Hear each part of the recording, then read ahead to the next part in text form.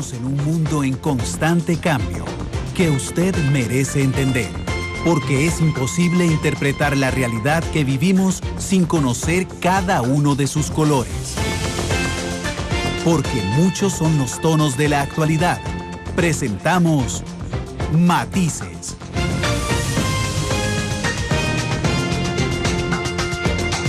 Una producción de Noticias Monumental.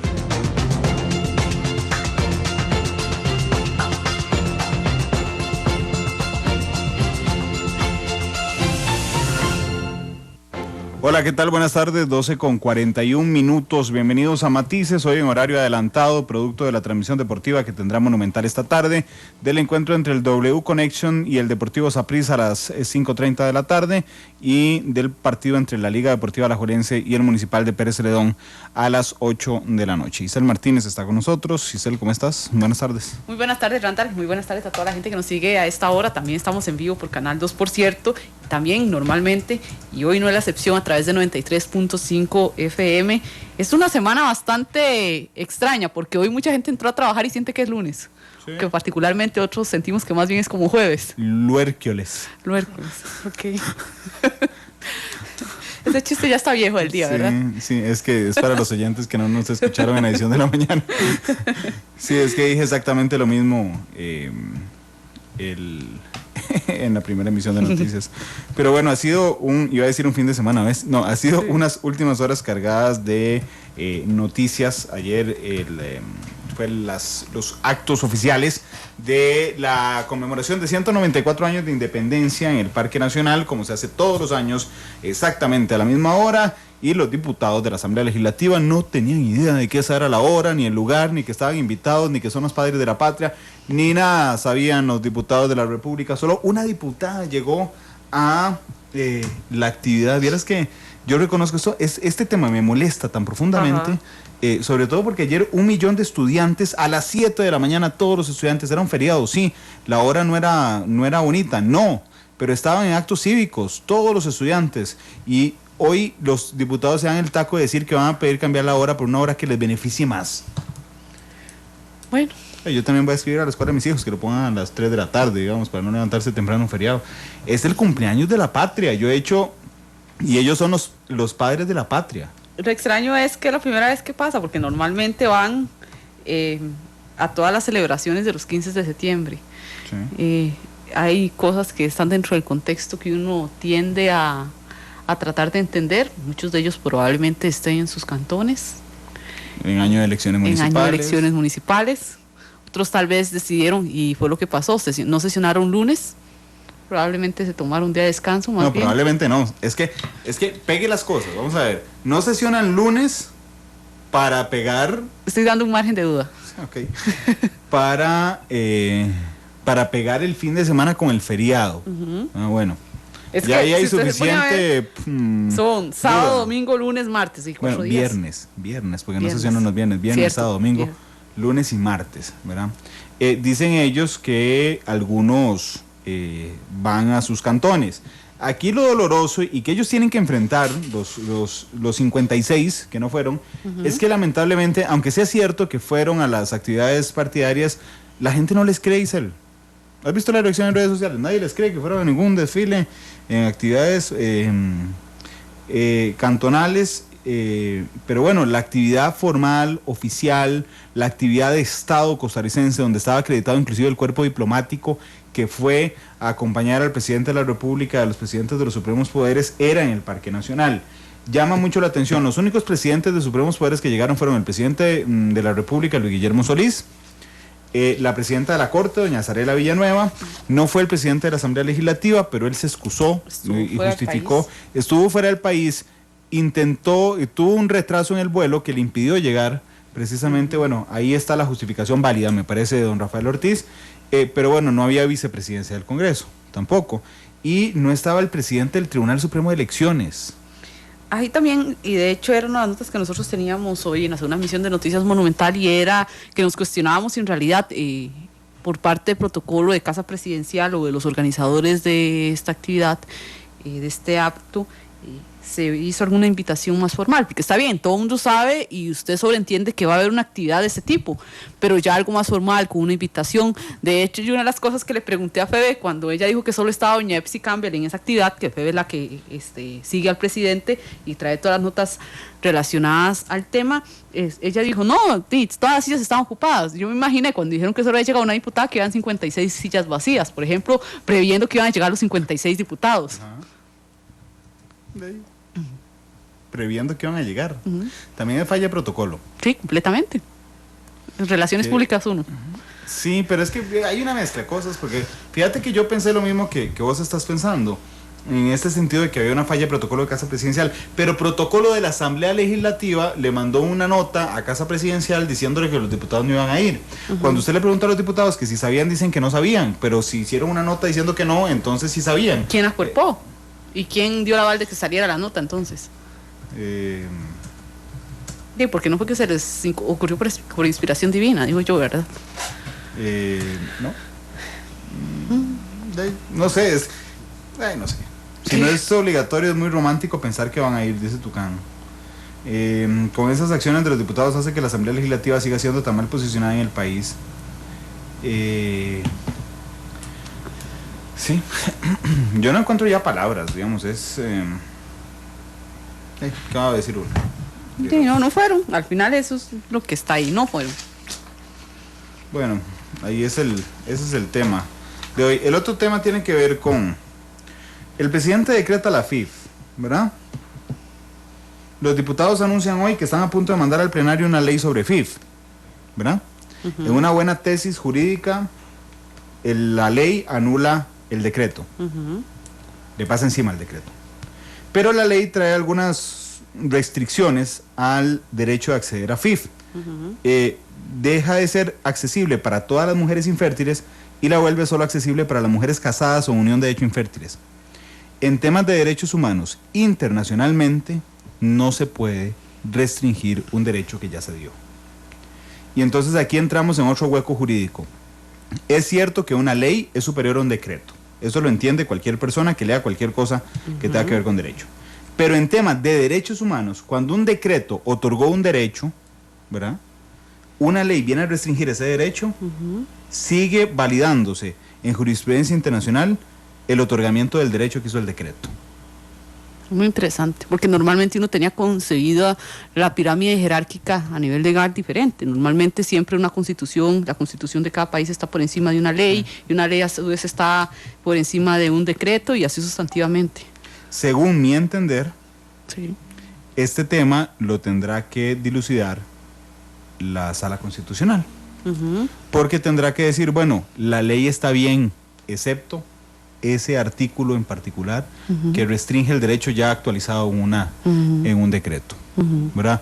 Digamos, porque la pirámide de leyes sigue siendo la pirámide de leyes. Las leyes están por encima de cualquier decreto, pero en el punto particular de la discriminación que se hace en contra de las mujeres solteras, bueno, será la Sala Constitucional la que tenga que dilucidarlo, como todos los temas que nuestros políticos evitan dilucidar. Así es que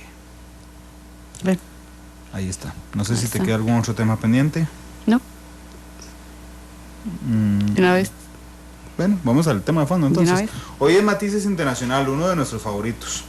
Y yo quiero agradecerle a don Francisco Flores, que es especialista en Relaciones Internacionales, subdirector de la Escuela de Relaciones Internacionales de la Universidad Nacional, que está aquí con nosotros. Hoy vamos a hablar y vamos a aprender de la Unión Europea. Seguramente usted desde que nació, porque la Unión Europea nació en el 57, en el 57 ha escuchado ese término.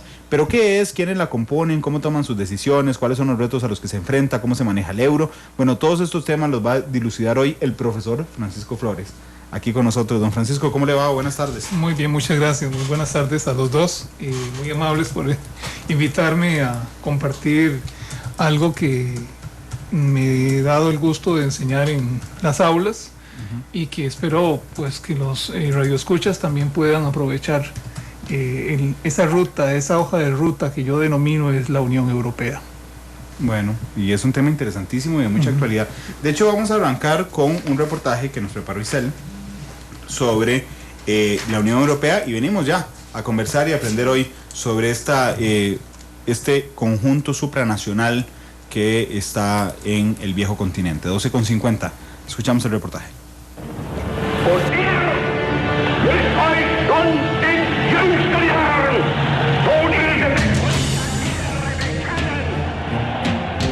Años después de la Segunda Guerra Mundial, en pleno periodo de la Guerra Fría, surge el 25 de marzo de 1957 la Unión Europea con la firma de 6 naciones: Francia, Alemania, Holanda, Bélgica, Italia y Luxemburgo. El acuerdo sentó el precedente para la creación del organismo en Roma, Italia. El ente en la actualidad tiene más de 500 millones de habitantes y una moneda común. Para entender el funcionamiento de la Unión Europea, es importante resaltar que el organismo consta de un régimen de democracia representativa y está conformada por 7 instituciones: el Parlamento Europeo, el Consejo Europeo, la Comisión Europea, el Consejo, el Tribunal de Justicia de la Unión Europea, el Tribunal de Cuentas y el Banco Central Europeo. Para muchos, el bloque ha traído estabilidad, paz y prosperidad al continente, aunque hoy por hoy la eurozona se repone de 2 hechos difíciles. En primera instancia, la crisis económica griega, que ha tambaleado a la organización. Los griegos saben cómo deshacerse del miedo y avanzar. Son un pueblo que ama la paz, pero cuando nos declaran la guerra, sabemos cómo luchar y sabemos cómo ganar.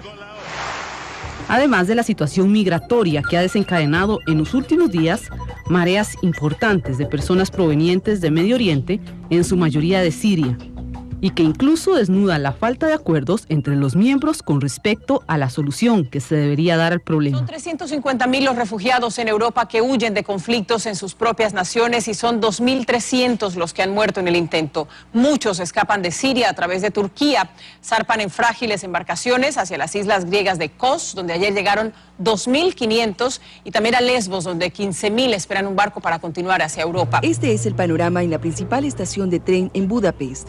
Hombres, mujeres y niños durmiendo en el piso mientras esperan que se les permita abordar un tren que los lleve a Alemania y a otros países occidentales de la Unión Europea para pedir asilo. Aquí duermen, lavan su ropa y aguantan el calor de hasta 104 grados Fahrenheit, un sacrificio que hacen para huir de la guerra, el hambre y la pobreza que encrudece la vida en sus países. La crisis migratoria en Europa se deja sentir especialmente en Berlín. La ciudad alemana gestiona como puede la llegada de 35.000 solicitantes de asilo.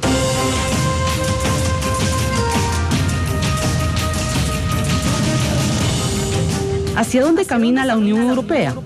¿Se fortalecerá o sufrirá una desintegración económica? Las respuestas hoy en Matices.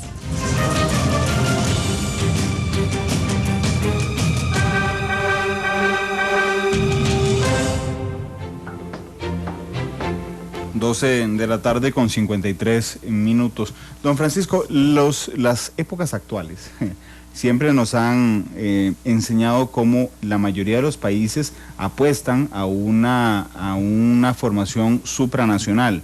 Sin embargo, el caso de la Unión Europea es muy particular porque es tal vez el órgano supranacional más fuerte del planeta. ¿Cuáles son las motivaciones que llevan a los países europeos a pensar en formar una unión? Bueno, muchas gracias. Lo que llevó a estos países a forjar una alianza que vamos a dejar en una especie de, entre comillas, supranacional, sí, claro, porque es importante no verlo como algo consolidado. Sí tiene una perspectiva de la búsqueda de un gobierno supranacional como experiencia única o casi inédita en las regiones en las que se divide el mundo, Europa en este caso. Entonces, volvería al tema de cómo se origina. Tras los acontecimientos de la Primera Guerra Mundial, que fueron devastadores para Europa, la pregunta que se hacían los europeos era cómo poder reconstruir nuevamente sus sociedades, no solamente desde el ángulo, llamémoslo, material, sino espiritual. Lo cierto es que se da un hito histórico, y es el hecho de que 2 países, uno derrotado y otro ganador, o en cierta manera los 2 destruidos, deciden forjar el primer pacto de entendimiento que se va a denominar lo que muchos no saben, que es el pacto del carbón y el acero entre Alemania y Francia. Es importante tratar el tema del carbón y el acero porque son los recursos materiales que estaban a disposición de Europa tras los acontecimientos. Pero en ese ángulo de ese año importante, que es el año 51, a mí me interesa mucho cifrar dos fechas anteriores. Una, que es la de 1947, donde los Estados Unidos promueven el Plan Marshall para Europa. Y el Plan Marshall constituye fundamentalmente un puente económico para la reconstrucción de Europa. Europa recibe, alguna parte de ella, no todos recibieron el apoyo de Estados Unidos porque no lo aceptaron. Y concretamente se da el comienzo de una organización que se denominó para ese entonces la Organización para el Desarrollo y la Cooperación de Europa. Ustedes han oído hablar de la OEDC. Pues en aquel momento la denominación era la ODC, pero era de Europa. Entonces no era una organización transnacional ni multilateral, sino que era una organización que estaba ahí creándose en el 49 para organizar la ayuda que venía para la reconstrucción de Europa.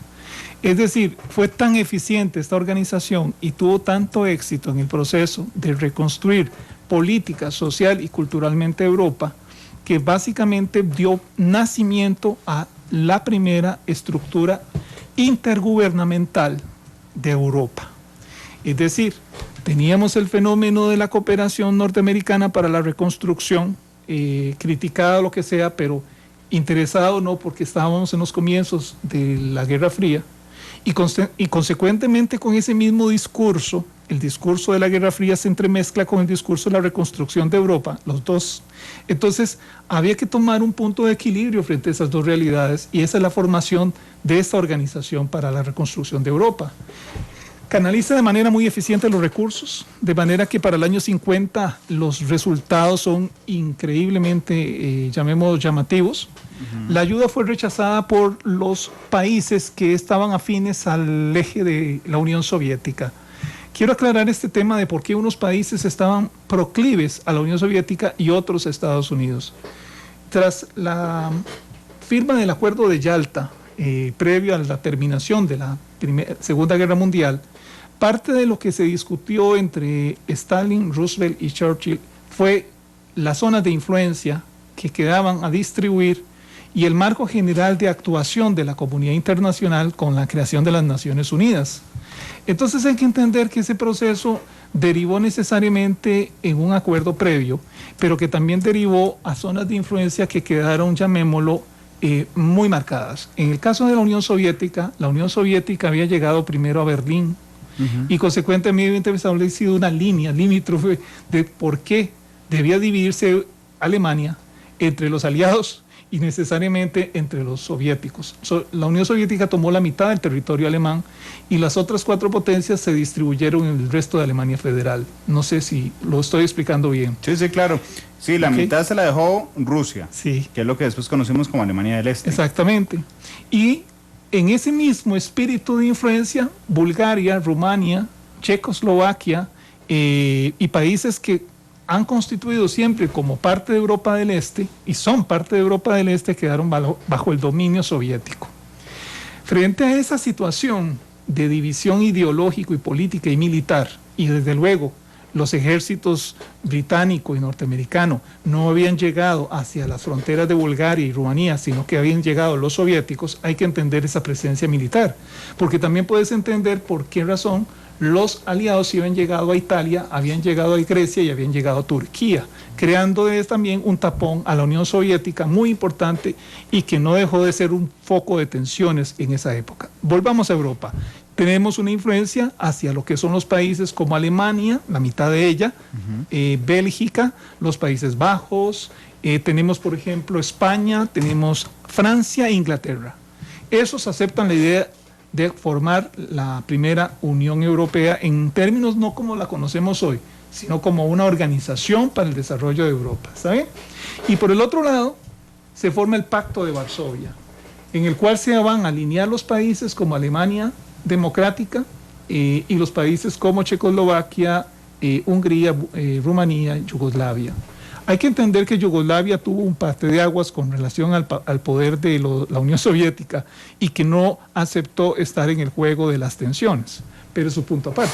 Ahora, si entendemos esta relación y esta lógica de Europa del fin de la guerra, vamos a ver un proceso de reconstrucción de 7 países, como lo han señalado ustedes, que comienza a ser el motor del desarrollo de Europa, frente a un proceso de reconstrucción en zonas en donde la Unión Soviética influía. Ok, la Unión Europea entonces surge como resultado de 3 momentos históricos: el del 49, el del 50 y el del 51. El del 50 es el Pacto del Carbón y el Acero, que permite que Francia y Alemania decidan cooperar mutuamente para el desarrollo industrial y para la reconstrucción con base en los recursos que están en la zona, que fue objeto de la histórica disputa entre Alemania y Francia desde 1870, que es la famosa zona de Alsacia-Lorena, que es donde se ubica la mayor parte de lo que es en Alemania la Baja Renania, la parte propiamente más industrial de Alemania. Ahora bien, conforme el proceso se dio, ese tipo de cooperación fue tan exitoso que movió a los distintos elementos de esa pequeña comunidad que estaba creciendo a formular una organización más amplia. O sea, pasar de ser una organización de estados, me explico propiamente, para ser una organización de tipo político más estructurado. Naturalmente, ya tenían las bases de la Comunidad del Carbón y el Acero, que les daba una vitalidad económica de una manera extraordinaria. Entonces, fue lo que dio nacimiento a lo que todos conocemos como la CCE, que es la Comunidad Económica Europea. ¿De acuerdo? La Comunidad Económica Europea es el primer pacto formal entre estos países para abastecer sus mercados y regularlos. Recordemos que Europa y esos países que estoy citando hablan idiomas diferentes. No todos hablan el mismo idioma. Entonces, en ese ámbito de cooperación es interesante y admirable que tras una guerra los países decidan no solamente cooperar más allá de su cultura, más allá de sus diferencias idiomáticas, sino que además se den cuenta de que hay algo que los une, y es una situación territorial, una situación física, una situación económica que los puede llevar muy lejos. Entonces, así se fueron formulando las bases de lo que ahora se ha denominado en la parte de la presentación del programa, lo que ustedes conocen como la Unión Europea. Pero la Unión Europea, como fórmula política, no llega a darse sino hasta el 90. Primero hay que entender que fue la Comunidad Económica Europea durante más de 20 años. El éxito que se obtuvo de este capítulo está en los datos. Los datos hablan por sí solos. Mientras que la Europa devastada después de la Segunda Guerra Mundial resurgían en cosa de 10 años, el año 59 es un año muy paradigmático, porque es el año en el que la Unión Europea, o lo que entonces se conocía como la Comunidad Económica Europea, da resultados de todo su gestionamiento, de todo su éxito.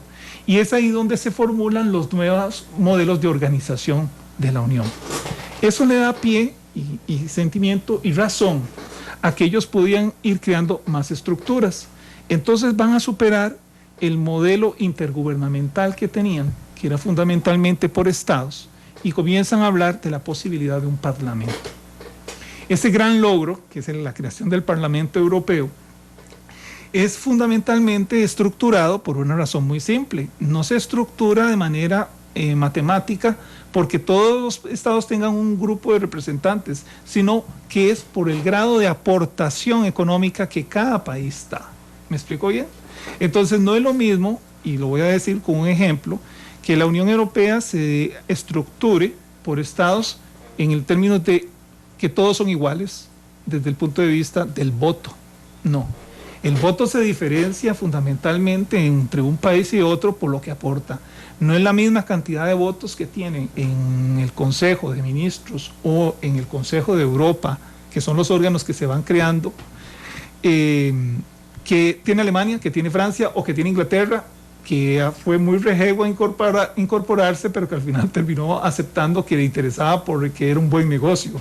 Y naturalmente los países más pobres de la Unión Europea, pero no menos importantes, no aportan el mismo nivel de económico y consecuentemente no tienen los mismos niveles de representación. Ellos lograron organizar esa comunidad de una manera muy inteligente, cada quien razonando lo que podía dar. Ahora, la Unión Europea es una organización que hoy en día ha modelado toda su estructura y la ha modernizado muchísimo. ¿Cuál era la aspiración de ellos en esta hoja de ruta que yo he marcado? Convertirse en una entidad de tipo supranacional. Este es el gran dilema, porque no por ser una sola aspiración de muchos se puede cumplir.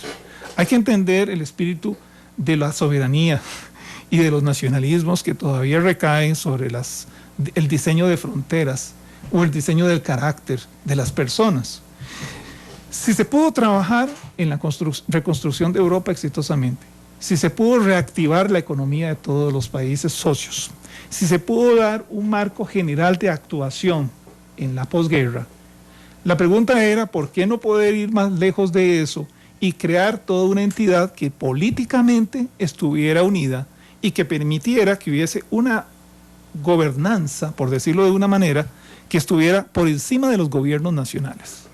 Ese es el gran capítulo que no se ha dirimido de manera, llamémoslo, favorable, aunque hay intencionalidad y hay acciones que ahora voy a citar.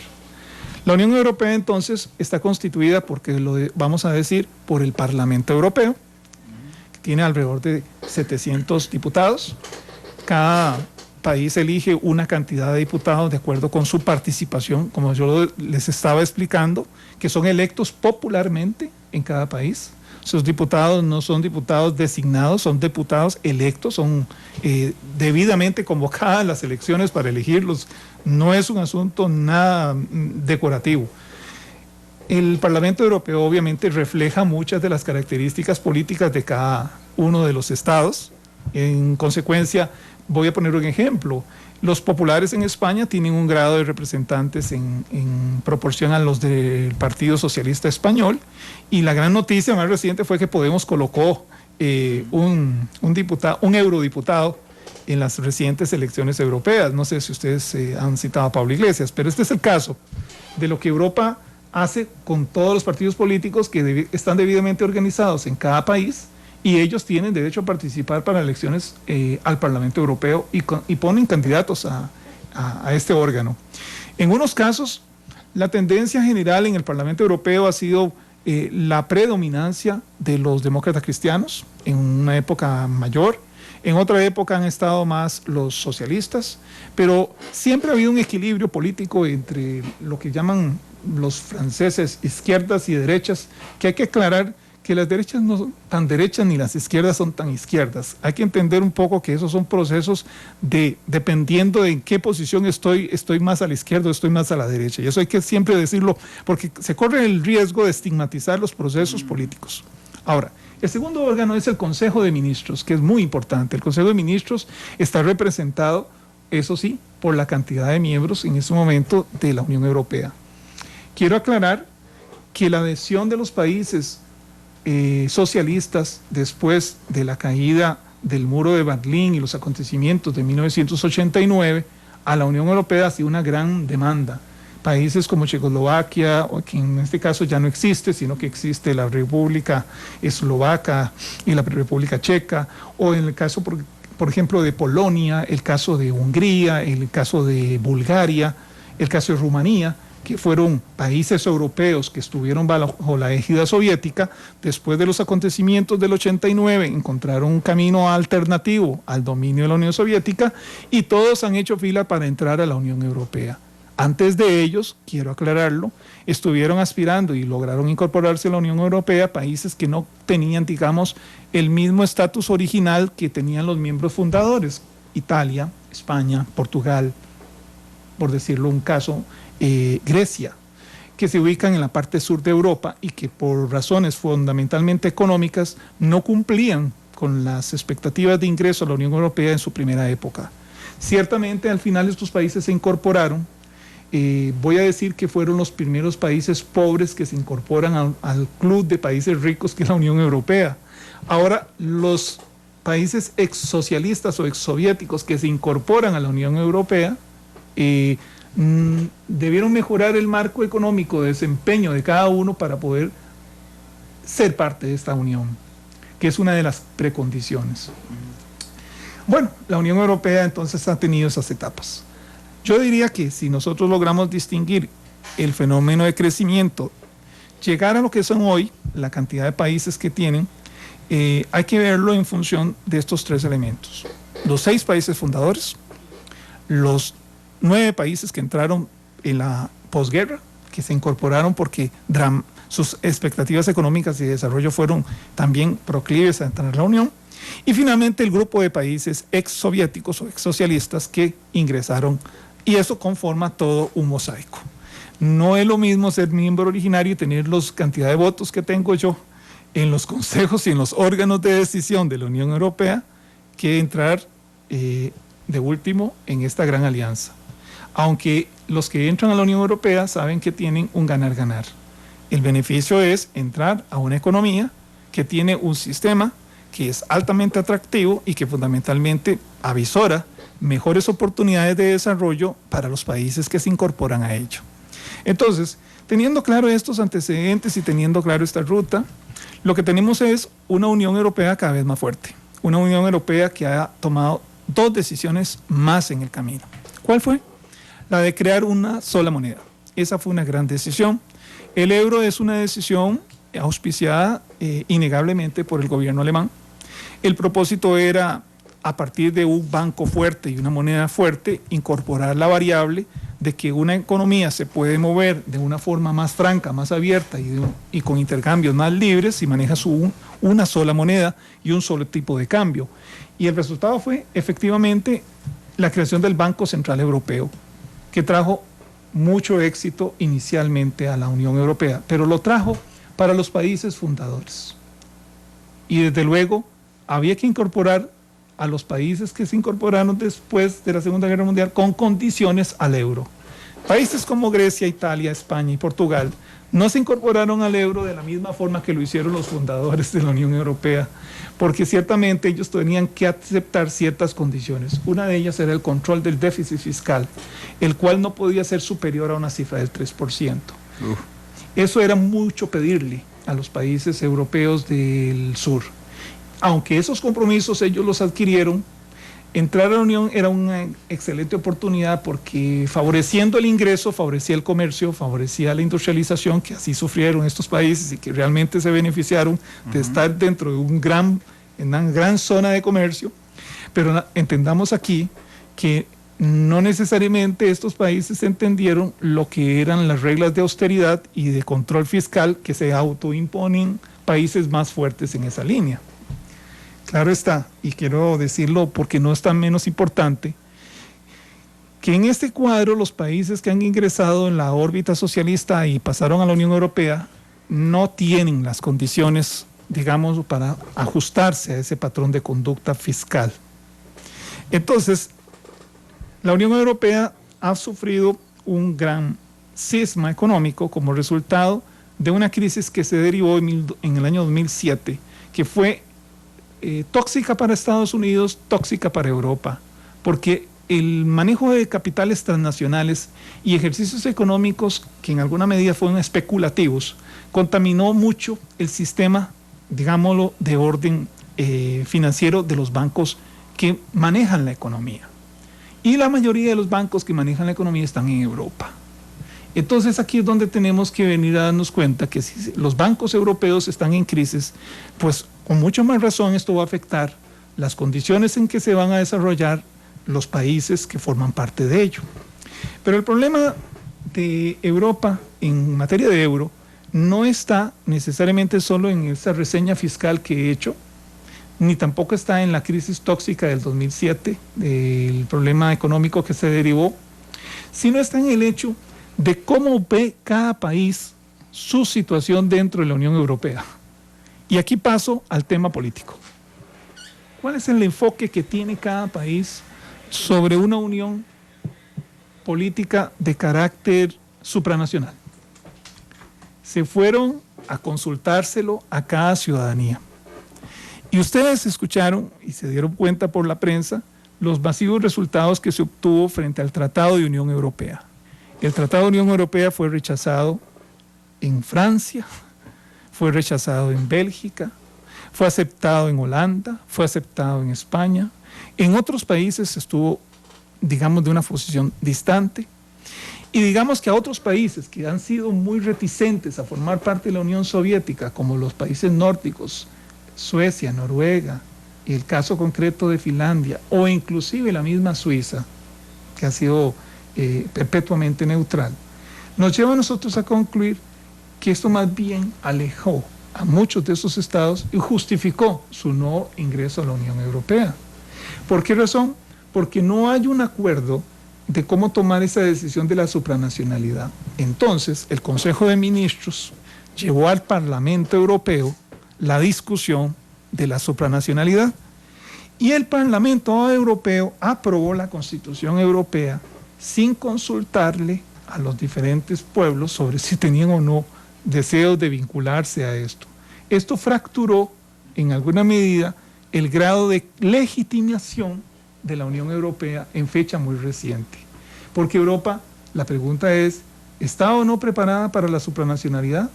Pues el tratado que fue aprobado de Constitución Europea por el Parlamento salva la soberanía de los Estados miembros en materia de gobierno. Esto hace que sea una decisión de ellos aceptar o no un gobierno europeo. ¿Qué produce el Parlamento Europeo? El Parlamento aprueba leyes que se impulsan para la organización de toda Europa. ¿Qué hace el Consejo de Ministros? Apoya la política pública, la implementa fundamentalmente y elige las autoridades, el Consejo de Ministros. Elige a lo que se denomina el presidente de la Unión Europea y a la secretaria o canciller de esta organización. Usted podrá entender que no son figuras muy conocidas mundialmente, ¿verdad? No son personas que resuenan, nombres por ejemplo como decir Ban Ki-moon, no le va a sonar a usted el nombre del señor, ahorita no recuerdo, qué pena, el secretario de la Unión Europea. Lo cierto es que estas personas pasan desapercibidas porque su rol dentro de la Unión Europea es muy regional y su ejercicio no es del orden transnacional. No llegan a incidir sobre la política mundial, aunque Europa está implicada en la política internacional. ¿Me explico bien? Uh-huh. Y esas limitaciones que muestra la Unión Europea para hacer política exterior están de la mano de su concepción original. ¿Cuál es? Si la Unión Europea se hizo para Europa, normalmente puede autorrestringirse a sus temas propios y tomar con precaución los temas como migración, conflictos en Medio Oriente, situaciones de explosividad mundial, en las cuales siempre guarda una tradicional distancia. Si nosotros analizamos la experiencia diplomática de la Unión Europea, veremos que ni es gris ni es luz. O sea, no existe, para muchas personas no existe el valor de Europa en la estrategia de los conflictos mundiales. Usted escucha a los Estados Unidos, usted escucha individualmente el papel de la canciller alemana Angela Merkel, usted escucha al líder ABE de Japón, pero cuando usted pregunta por la Unión Europea, la gran duda es quiénes son las autoridades europeas y qué rol y qué liderazgo ejercen fuera de la Unión Europea. Entonces ahí donde precisamente es agradable escuchar las grandes polémicas que se dan en el Parlamento Europeo, que están precisamente en esa dirección, a criticar los fundamentos mismos de creación de la Unión Europea. Vieran que el órgano más relevante de la Unión es el Parlamento, porque es en el Parlamento donde precisamente se ratifican estas figuras que escoge el Consejo de Ministros, y es en el Parlamento Europeo donde se aprueban los presupuestos regulares de la Unión. Entonces, ahí la política, especialmente cuando tienen que los grupos que se oponen a la tesis supranacional, más ejercen presión y más proyectan su resistencia a ese tipo de lo que denominan dictadura. En algún grado, podría yo decir que lo mayor o lo más magnífico, significativo de la política de la Unión Europea es el papel crítico que Inglaterra, Gran Bretaña ha cumplido en toda esta historia. Porque no ha sido un papel marginal, ha sido un papel fundamentalmente que siempre ha estado de la mano de condicionar si los ingleses quieren o no estar en la Unión Europea. Ha sido tema político interno de los ingleses si someten a un referéndum o no su permanencia entre la Unión Europea.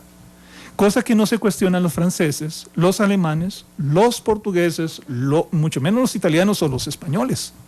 Y si usted analiza bien, hay una particularidad en esta segmentación que yo hice, porque cada uno de los países, los fundadores, los recién llegados, por decirlo, los contemporáneos y los más recientes miembros de la Unión, todos tienen un rol muy diferenciado en la toma de decisiones. Y yo quiero resaltarlo, porque no es que yo menoscabe el valor de la Unión Europea, pero creo que es importante comprender sus pesos y contrapesos y entender que no está de más diferenciar el hecho de que teniendo en la Unión Europea una comisión de derechos humanos haya sido esta omisa en temas, por ejemplo, muy sensibles, como cuando el señor Sarkozy expulsó gitanos rumanos de Francia bajo un argumento que fundamentalmente era contrario a los derechos humanos. Es decir, establecer ese tipo de migraciones forzosas de su propio país generó una tensión enorme en Europa respecto a que es el país que proclama la defensa de los derechos humanos y que precisamente suscribe todos los pactos internacionales. Pero resulta que ahora tenemos un nuevo escenario en Europa que nos plantea el reto de cómo van a actuar estos órganos, el Parlamento y el Consejo de Ministros o el Consejo de Europa en general, frente al tema de los refugiados que vienen de Asia, que vienen del Medio Oriente, de África. La pregunta sigue en el tapete. Yo termino aquí en esta descripción para decirles que la Unión Europea es algo muy desarrollado, es un modelo muy singular, pero también tiene limitaciones para avanzar, especialmente cuando se tratan temas tan sensibles como la economía, la política y los derechos humanos. Regálanos un minuto para ir a la pausa comercial y ya regresamos para seguir hablando de la Unión Europea. 1:21.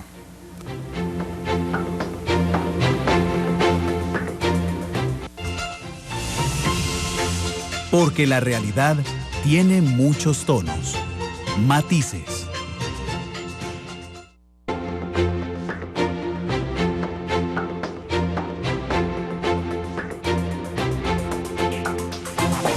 Matices.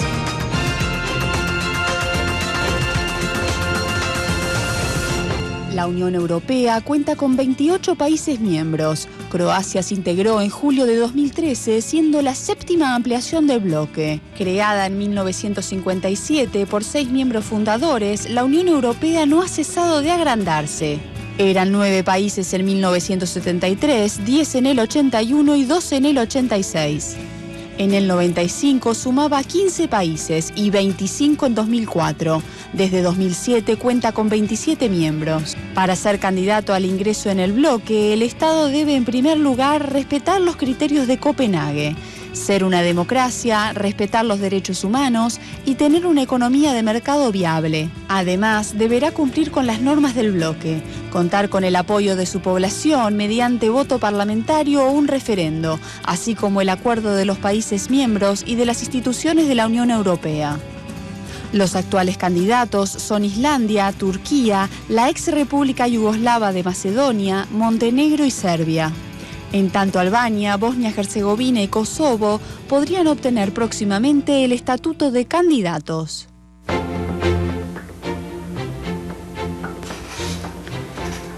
1:32 les recordamos que hoy estamos en horario especial con Matices hasta las 2 de la tarde. Igual les presentamos hoy 1:30 de un Matices internacional, de esos que sabemos que ustedes disfrutan un montón. Hoy hablando sobre Unión Europea con el especialista en temas de relaciones internacionales, don Francisco Flores. Ya nos ha explicado, don Francisco, usted muy ampliamente el funcionamiento de la Unión Europea, pero muchas veces falta la duda sobre qué tan vinculante es para cada Estado independiente las decisiones o lo que se entable dentro de la misma Unión Europea. Es muy vinculante. O sea, ellos no aprueban leyes que no se van a homologar en el derecho interno de cada Estado. De hecho, las leyes europeas han mejorado muchísimo los sistemas propios de legislación de los países. Es decir, vamos a ver, en materia tributaria, en materia de transporte, en materia de sanidad, en materia de funcionamiento ambiental, son y siguen patrones de uniformidad, de tal manera que han mejorado sustantivamente estas sociedades. Estas sociedades no se sustraen en absoluto de la normativa elaborada por la Unión Europea, porque toda esta ha venido en beneficio directo de sus habitantes. Don Francisco, en los últimos días se ha dado hechos que han tenido sin duda a la zona europea en los principales titulares de las noticias. Primero, en primera instancia, un tema más individual como fue la crisis griega y ahora el fenómeno migratorio que está viviendo Europa. ¿Son estos problemas que podrían repercutir más bien a la larga en esta zona? Bueno, sí, van a repercutir porque en estos momentos Europa muestra dos caras. Una es la de que Europa debe ser solidaria y otra que Europa debe cerrar fronteras. Vamos a enfocar la situación de los refugiados de una manera equilibrada.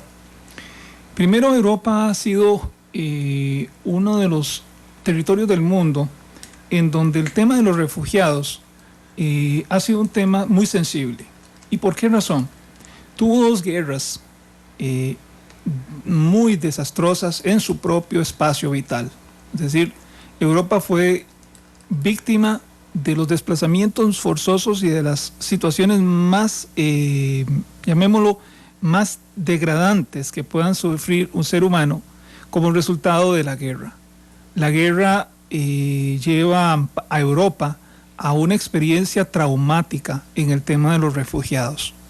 Quiero comentarle que es en Europa donde se crea el Alto Comisionado de los Derechos para los Refugiados, porque es Europa la primera que trata el tema sensiblemente y en forma, llamémoslo, oficial. La crisis de los refugiados europeos marcó un comienzo de una organización que hoy es de Naciones Unidas y que es muy importante, que es la ACNUR, y que básicamente se deriva de la experiencia europea. Y yo quiero decirlo con sinceridad porque es ahí donde se elaboraron los tratados marco que dieron nacimiento a lo que hoy conocemos básicamente como el Estatuto de los Refugiados. Entonces, si nosotros analizamos a Europa desde esa perspectiva de que es heredera de una tradición de atención y llamemos cuidado y protección del refugiado, cuando Europa recibe lo que ha recibido, una demanda de 500.000 de migrantes, que esa es la cifra más cercana a la verdad. Hay que analizar que Europa se debate en dos escenarios. El inicial, que fue cuando empezaron las migraciones africanas por el Mediterráneo, en las cuales se dieron incidentes de una forma u otra muy, muy tristes, especialmente por las muertes en Lampedusa, que fue de muy reciente data, en el Mediterráneo, donde fallecen 350 personas. Esto junto a la situación de España en la zona de Melilla, que es donde se ubica el paso de transición entre el continente europeo y el continente africano, en la península de Gibraltar. Ahí se generan muchas tensiones, especialmente por migraciones africanas. Las migraciones africanas son fundamentalmente económicas, son derivadas de situaciones de persecución religiosa y política. Y hay que entender que estas migraciones son migraciones que Europa ha rechazado. Hay que reconocerlo. Europa ha venido absorbiendo pero la ha absorbido de una manera, llamemos, gradual. Mientras que otras migraciones no han venido de la forma tan abrupta como la que se viene en estos momentos. La migración que está recibiendo Europa tiene una ruta. Vienen desde Siria como resultado del conflicto armado que ahí se vive, que es por todos mundialmente conocido. Es una crisis muy difícil de resolver, es una crisis muy compleja, que no es fácil que se diga que se va a resolver en un plazo corto. Esto ha generado una cantidad enorme de personas muertas y ha generado desplazados a todas las fronteras que son cercanas a Siria. Siria es vecino de Turquía y Turquía ha tenido que utilizar los mecanismos que le han quedado a su alcance para detener y en alguna medida controlar la búsqueda de auxilio de las personas. Las personas, al no encontrar camino por Turquía, ¿qué toman? El Mediterráneo. Cruzan el Mediterráneo con vía a Grecia. Al entrar a Grecia pueden entrar en embarcaciones en aguas procelosas, en condiciones muy difíciles, entran a una zona donde hay una gran cantidad, un archipiélago enorme de islas griegas, en donde se van acomodando las personas y después van tomando territorio continental. Suben de Grecia, la migración tiene esta ruta, directamente hasta la zona de Hungría, especialmente Hungría. En Hungría, y esto lo quiero aclarar, entre la frontera de Serbia, Rumanía y Hungría están las migraciones llegando a Austria. Si ustedes lo ven, estas crisis paradójicamente nos enseñan geografía y nos enseñan que estas son las rutas históricas por las cuales estos pueblos que están ahorita yéndose a Europa eran originariamente pueblos autóctonos. Es decir, el Imperio Otomano se extendía desde los límites de Austria hasta lo que nosotros conocemos hoy como Líbano y Siria y todo eso. La extensión del Imperio Otomano era enorme, incluía Grecia, Turquía, Siria, Líbano. Y entonces esto es muy lógico. Las personas se mueven en un espacio vital cultural propio. Ellas no están en una zona que es agreste o desconocida. Sus ancestros provenían de Europa. ¿Me explico bien? Y es por eso que hay que entender muy bien la lógica de las migraciones. Estas migraciones son históricas, pero en este caso son políticas y derivadas de un desplazamiento producido por la guerra. Ellos no van a Europa con el propósito de quedarse en Hungría o quedarse en Serbia. Ellos van camino a Alemania. ¿Por qué van a Alemania? Primero, Alemania ha entendido muy bien su rol y creo que aquí ha sido muy asertiva la posición de la canciller Merkel.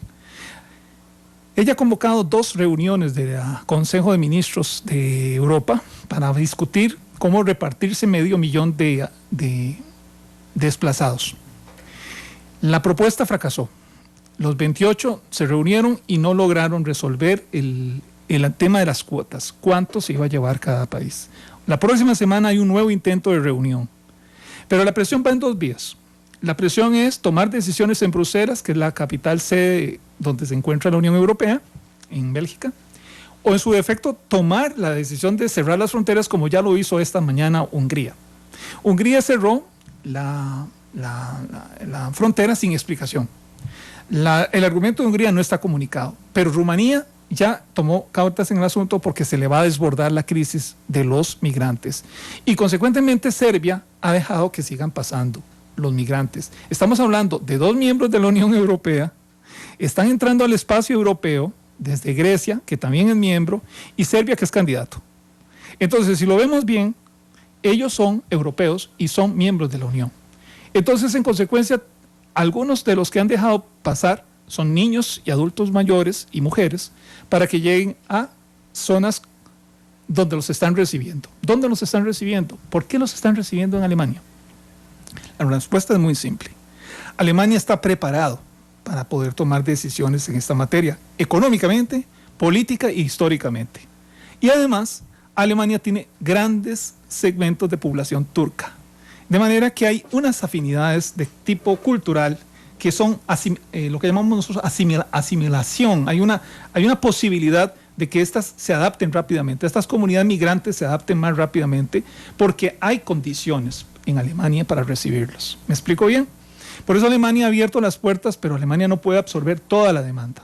Tiene y espera el mismo compromiso de los franceses, el mismo compromiso de los españoles o italianos, que se han portado de manera muy compleja o manera, llamémoslo, muy contradictoria.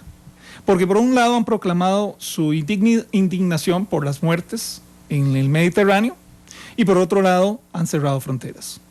Lo cierto es que esto está replanteando la política del famoso espacio Schengen, que es el espacio vital de toda Europa donde todo se puede hacer. Es decir, los ciudadanos del espacio europeo no necesitan visado ni pasaporte para moverse de un país a otro.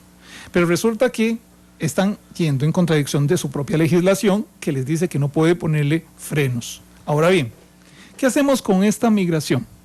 Esta migración ¿la puede absorber Europa? Fácilmente. Europa puede absorberla.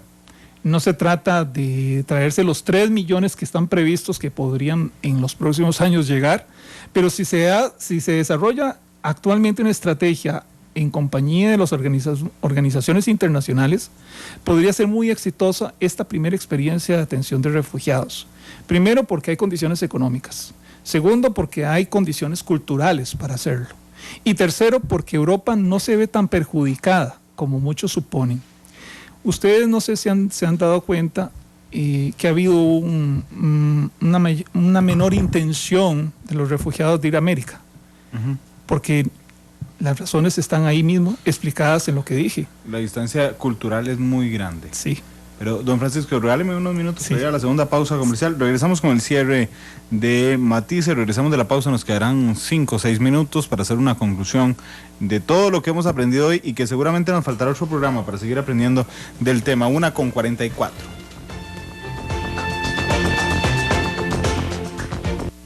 Analizamos los tonos de la actualidad.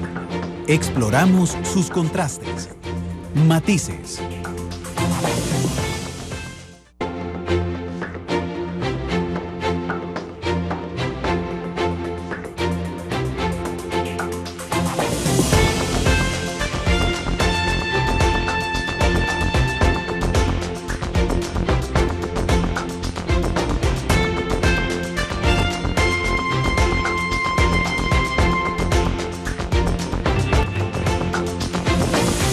Cada año, miles de migrantes mueren tratando de cruzar alguna frontera ilegalmente. En 2014, 2/3 de ellos perecieron en el Mediterráneo, puerta a Europa de los que huyen de conflictos, persecuciones y la pobreza, especialmente en África y Medio Oriente. El principal flujo migratorio pasa por la ruta del Mediterráneo central. Quienes solicitan asilo, en su mayoría originarios de Siria y Eritrea, pasan por Libia para alcanzar Italia o Malta. Unas 1.500 personas mueren cada año tratando de atravesar el Mediterráneo, en pesqueros sobrecargados o en botes de goma de traficantes. Los que toman la ruta del este vienen en su mayoría de Siria, atraviesan Turquía para llegar a Europa vía Grecia, el sur de Bulgaria o Chipre. Luego suben por Macedonia y Serbia, atraviesan Hungría para luego llegar a los países del oeste europeo. La ruta del oeste es comúnmente utilizada por habitantes del Magreb o del África subsahariana que quieren llegar a España, Francia o Italia. Se embarcan clandestinamente en ferries o tratan de cruzar la frontera de España en Ceuta y Melilla. Si son detenidos, los migrantes pueden ir a prisión, ser deportados e incluso sufrir violencia. Los que logran llegar pueden solicitar asilo. 1:52. Hoy tuvimos la ventaja de que estamos en vivo también a través de Canal 2 y esto nos da, como en el video que acabamos de emitir, la idea de lo que nos explica sobre lo que nos está explicando don Francisco sobre el recorrido migratorio. Don Francisco, nos quedan 3 minutos nada más de programa. ¿Qué se avisora en el futuro de la Unión Europea? ¿Usted cree que va a seguir consolidándose y llegar en algún momento próximo a ser lo que ellos soñaban desde un principio, que era un organismo supranacional? Sí, yo creo que Europa es una región de nuestro entorno mundial que refleja las condiciones, todas positivas, para superar las dificultades que ahorita detienen la marcha de un proceso irreversible. No porque usted puede en estas cosas retrasar el reloj de la historia, pero no puede evitar la historia. El proceso sigue. Europa sigue ascendiendo en niveles de civilización cada vez más altos. El futuro de Europa está en manos de los europeos, no está en manos de nadie. Es más, las posibilidades de que lleguen a materializar ellos estos proyectos de supranacionalidad son mucho más reales que utópicos. Hay condiciones objetivas para poder lograrlo, hay conflictos que los llevan inexorablemente en esa dirección y sobre todo yo creo que nosotros debemos ver el ejemplo europeo, pero no necesariamente pensar que lo podemos imitar. Nosotros tendríamos que obedecer en nuestras propias estructuras regionales a formular nuestro propio proceso auténtico de regionalismo. El regionalismo en América Latina, digo América del Sur o Centroamérica del Centro y Caribe, podría llegar a ser mucho mejor si se hace a la usanda idiosincrática de cada región. Así lo hizo Europa y lo seguirá haciendo. Y si nosotros nos vamos a la integración de modelos también de asociación en Asia o en la misma África, veremos que la tendencia es encontrar sus propias fórmulas y no necesariamente imitar procesos o modelos. De manera que mi interpretación de los acontecimientos actuales, todos contribuyen. Aunque no parezca en estos momentos algo verificable, todo este proceso migratorio que sufre Europa va a cambiar las reglas del juego del mismo proceso de integración europeo. Lejos de pensar que Europa se convierte en un continente que envejece o que no tiene muestras de ascender en la espiral humanitaria, siento que más por el contrario, los visos de su propia condición para poder absorber no solamente ahora a los refugiados o para convertirse en una comunidad superior humanamente hablando, sí están dadas las condiciones. En el minuto que nos queda, una pregunta que me ha surgido. América Latina es la región del mundo más atrasada en cuanto a la generación de organizaciones internacionales. No, por el contrario, es históricamente la que más propuso. Fíjese usted que nosotros en América Latina empezamos en 1890 los procesos de integración. De manera que más bien nosotros, no por haber avanzado menos, somos los pioneros en los procesos de integración. Yo quisiera decirle que se sorprendería que mientras que Europa y Asia no tenían ni siquiera un modelo similar, nosotros teníamos el modelo panamericano. Tuvimos un Simón Bolívar que en un congreso anfitriónico, incluso en una época pretérita, formuló una convocatoria en 1810 para hablar sobre eso, sobre la Unión Americana. Créame sinceramente que nosotros no estamos perdidos en la idea del regionalismo. Lo que pasa es que muchas veces nos hemos entretenido mucho en lo urgente y en lo inmediato, dejando de ver la visión de largo plazo. Cuando Latinoamérica piense más en largo plazo, posiblemente muchos de los problemas que usted avisora hoy sean superados de una manera más práctica e incluso con mucho mayor éxito.